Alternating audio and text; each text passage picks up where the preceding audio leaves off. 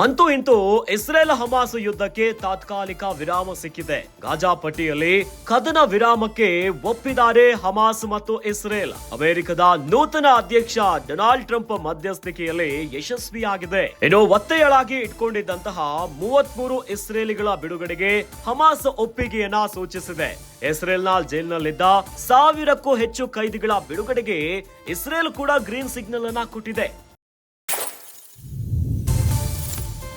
ಇನ್ನು ಒಪ್ಪಂದದ ಕರಡಿಗೆ ಸಹಿಯನ್ನ ಹಾಕಿದ ಮೇಲೆ ಅಧಿಕೃತವಾಗಿ ಕದನ ವಿರಾಮವನ್ನ ಘೋಷಣೆ ಮಾಡಲಿದ್ದಾರೆ.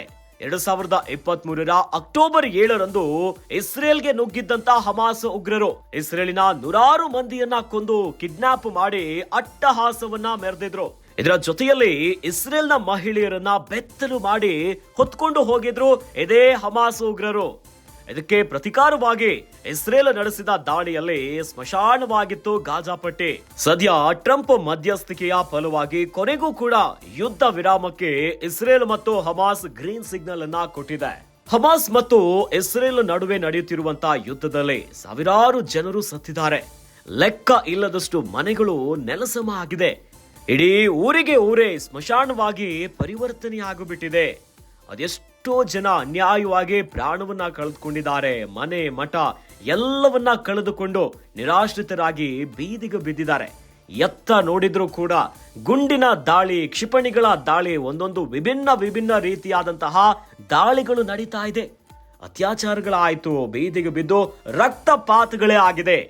ಆದರೆ ಸದ್ಯದ ಬೆಳವಣಿಗೆ ಏನಿದೆ ಗೊತ್ತಾ? ಕೊನೆಗೂ ಕೂಡ ಈ ಯುದ್ಧವನ್ನ ಕೊನೆಗೊಳಿಸುವಂತ ಪ್ರಯತ್ನಗಳು ಆರಂಭ ಆಗಿಬಿಟ್ಟಿದೆ.